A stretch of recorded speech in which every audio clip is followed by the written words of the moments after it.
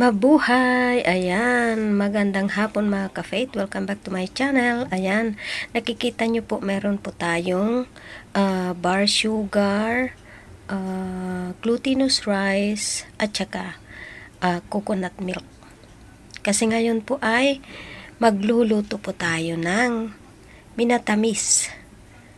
Kalamay! Ayan, kalamay ng Ilocos mga ka-faith. So, ayan, umpisahan na natin. Nilagay muna natin ang isang box ng coconut milk sa kaserola. Ayan, dalawa lang ang gagamitin natin na coconut milk kasi konti lang yung gagawin natin mga ka-faith kasi mahirap po maghalo dyan sa kalamay. So, ayan. Lalagyan din natin siya ng 2 bars ng asukal, mga ka-faith. Ayan.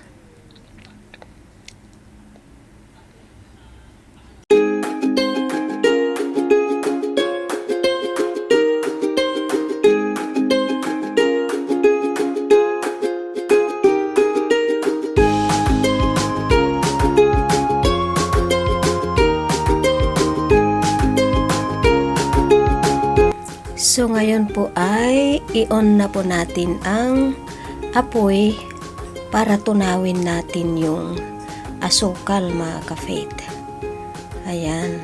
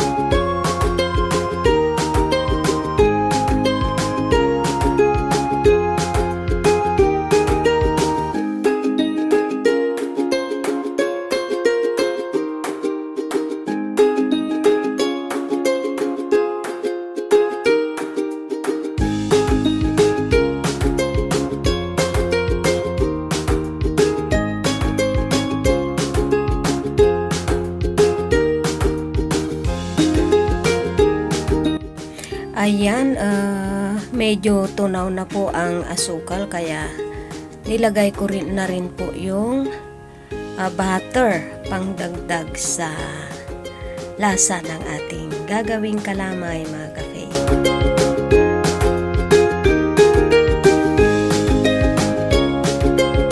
Po ay titikman na po natin kung tama na yung tamis ng ating yung gata ng gagawin nating kalamay mga ka-faith. Ayan, kasi kung hindi pa okay yung tamis, pwede tayong magdagdag ng asukal. Ayan.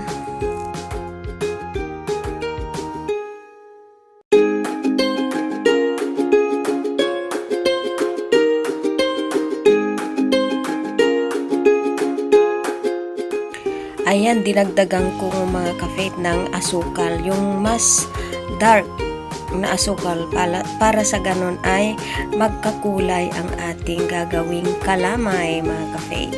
Ayan, tutunawin lang po natin yan, saka natin ilalagay yung ating mixture ng ating kalamay.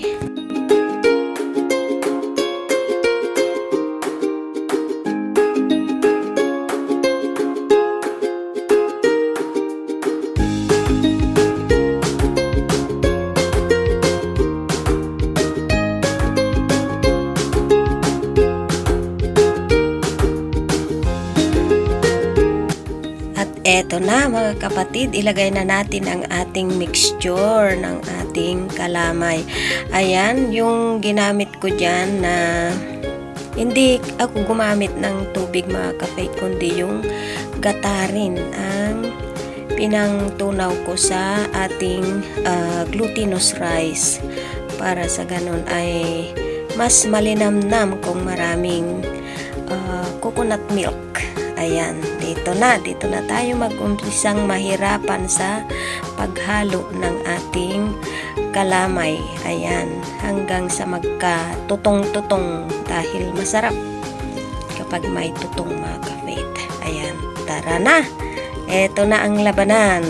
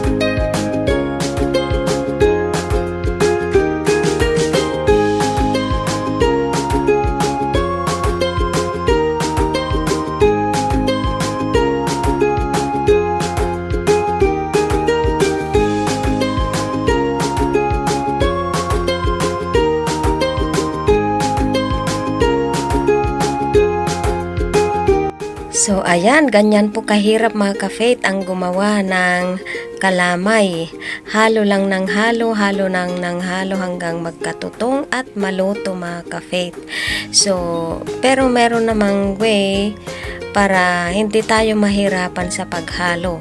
Damihan lang natin ng coconut milk para yung coconut milk ay magkalangis mga ka-faith. Madali lang po siyang ihalo kasi hindi didikit. Pero para naman lang sa akin yan, so hindi ko dinamihan ng coconut milk mga ka-faith. Pero okay lang yan. Masarap din yan. So ayan, luto na po ang ating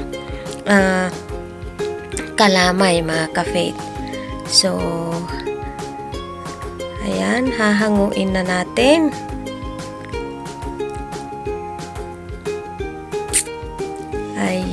Ayan yung plastic. Linagyan ko siya ng cling wrap para sa ganun ay hindi po dumikit sa box. Tadan! So ayan na po mga ka-faith ang ating nilutong kalamay. Ayan. Alam nyo ba kung bakit ganyan? Kasi yan po ang mga tutong ng ating ginawang kalamay. Masarap po yung tutong mga ka-faith. So, ayan, maraming salamat po sa iyong panonood. Salamat at nakarating kayo sa dulo ng aking video. Naway hindi po kayo magsawang sumuporta sa aking channel. Ang lagi kong iniiwan sa inyong kataga, huwag tayong magtanim ng galit sa ating mga puso, kundi punuin natin ang pagmamahal upang mas lalo pang dumami ang pagpapalang ibibigay ni Lord sa atin. Kaya love lang. Ingat po tayo lagi. Salamat po. God bless. Thank you so much. Mas masarap pa mga ka-faith ang kalamay kapag may kinayod na yang coconut. Ayan, masarap po yan mga ka-faith. Kaya pwede kayong gumawa. Sana may natutunan po kayo sa aking video. Ayan, gawin nyo po ito mga ka-faith. Masarap po ito talaga.